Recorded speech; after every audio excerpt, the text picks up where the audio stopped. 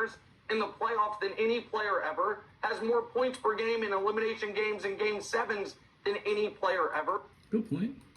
And his game translates to any era. Drop LeBron James in the 60s, 70s, 80s, 90s, 2000s, or right now. Yeah, I agree. But Jordan, too. You can do the same thing with Jordan, Nate. And he's the best player in the league at any given time. So it's never been Jordan can't, Jordan isn't, Jordan wasn't. It's just been a guy came around who's bigger, stronger, faster, more versatile defender, can play all five spots, can guard all five spots, has done it far longer, and has done He it. can do all five spots now because the game got finesse. He wouldn't be able to check Patrick Ewing, David Robinson, and Olajuwon. So it's like, yeah, he can play all five positions in this era, but not the 90s. No. At a higher level, Broussard. So, no, it hasn't changed my opinion, but I do think opinions are changing on this. The fact that 1 in 4 people think it is LeBron. I agree with you on two things, Nick. One, this hasn't changed my Chris, I want to honor him. Acknowledge him. Chris Broussard is here too. I thought it was just Dick Wright. It's my first time watching the video. Opinion either. I've long said Michael Jordan's the GOAT. I still feel that way. And number two, look, picking one over the other is not ripping the other guy. LeBron is fantastic. I got LeBron number 2. I've got Kareem number 3 for the record. But Michael Jordan is the GOAT. And I don't know if you're saying there was a scientific poll back in 2016 when you said LeBron was the GOAT. But I actually think that this documentary has added more young people to the Jordan side. I think so too, because a lot of people just say LeBron to go because that's who they're watching right now. It's just like what they call it, prisoner of the moment, or I forget the other word, but prisoner of the moment. Yeah, recency bias, all of that. Obviously, people of my generation were thinking it was Jordan. I'm shocked that in that ESPN poll, he ran away with it among young people, among millennials, and I think this documentary has a lot to do with it. Look, LeBron, we nitpick on this, but Michael Jordan had no weaknesses whatsoever in his game. Even if someone tries to argue three-point shooting, first of all, it wasn't a weakness at the time he played.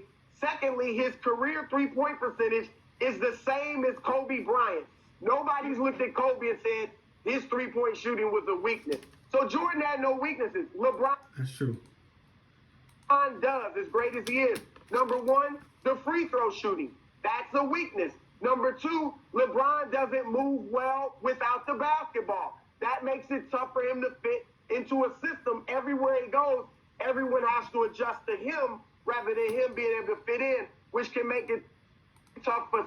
Yeah, that's a good point. Jordan can come in and play the triangle. LeBron have to have the ball in his hands. Stars to play with LeBron.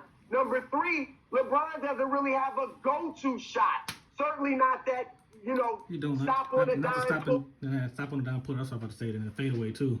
That's what he probably gonna say. And Jordan get to the rack too. Mid-range jumper. That can be tough on him. And then you want to talk about, a lot of people say the super team era that LeBron's played in. Here's the problem, and that's why he only has 3 rings and 9 finals appearances. The problem is that LeBron had super teams. He was one of the first with... Yeah, of course he's going to play against better competition because there's more free agency. There's more free... So basically, in that era, it'd probably just be LeBron and Bosh. They would have won 2 championships without Wade. So I'm just saying, they probably would have won 1, if it was just him and Bosh. So, because it was Jordan and Pippen. It was Bird and McHale.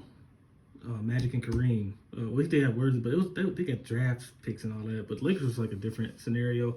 But you look at the Olajuwon didn't even really have no superstar. You had Shaq and Kobe. Iverson was by himself, basically. Not by himself, but you know what I mean. A superstar. He was the lone superstar on that team. You had Wade and Shaq. The LeBron, what he did in 2010 changed the whole NBA. Because now you got 3 stars on one team. So you really can't compare. Basically, it'd be LeBron and Bosh versus Jordan and Pippen. Give me Jordan and Pippen all day. Wade and Bosh, and they only won 2 out of 4. They lost to Dirk Nowitzki, the lone superstar on that team that beat them in 2011. And then in Cleveland, Kyrie Irving is going to be a Hall of Famer. Kevin Love was putting up numbers we hadn't seen since before the ABA-NBA merger when he was in Minnesota. That's a super team. So LeBron is great, but Jordan is clearly the GOAT. Here's to wrap it up. The way LeBron dominated the East and put it on lock for 8 years, phenomenal. No one else thought they could beat him, and no one else did. They were shook. Yeah, not much competition there though, bro. Like Patriots was good, but only team really was like the Boston Big Three, but they was older. Michael Jordan did that to the entire NBA. The entire NBA was Facts. Look at Nick right face. He shut it down, man. shook because they knew they couldn't beat him. Well, they were shook. Listen, they were absolutely shook except for before Jordan started winning when they won. The year Jordan came back when the Magic didn't look shook, and then right after. But that's fine. Listen, you mentioned the super team in Cleveland. LeBron lost one NBA Finals with Kevin Love and Kyrie Irving alongside him, and it was to the most talented team ever put together, the 2017 Warriors. The first year Kevin Love and Kyrie didn't play, they were hurt, and the last year Kyrie was gone. So, but this poll, Wilds, here's how I know that Good point. this poll, and there's all that Jordan, as you once put, would win who's the tallest player ever. 59% of the people polled said Michael Jordan is a better passer than LeBron James. Yeah, that's ridiculous. That means 59% of people are just going to vote for Jordan. They either have a LeBron bias or Yeah, they're just gonna vote for Jordan. they're just so drunk on the Jordan Kool-Aid that if 6 out of 10 people say Jordan was the better passer, then I think you Yeah, you can see like who's voting here. Do they know what they're talking about? know you're not operating with a fully honest sample size, Wilds. So, Nick, I think this is less of a science experiment and more of a perception experiment. And I think when you think about Jordan versus LeBron and take away stats and just think about the storytelling, and that's what The Last Dance was. It was a story. And specifically, hang this all off of the Be Like Mike campaign.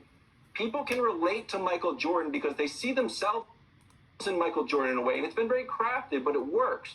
Michael Jordan wasn't the best player in his own family. He was a little brother. He gets cut from his high Yeah, he's making some good points too. I think that factor into it too.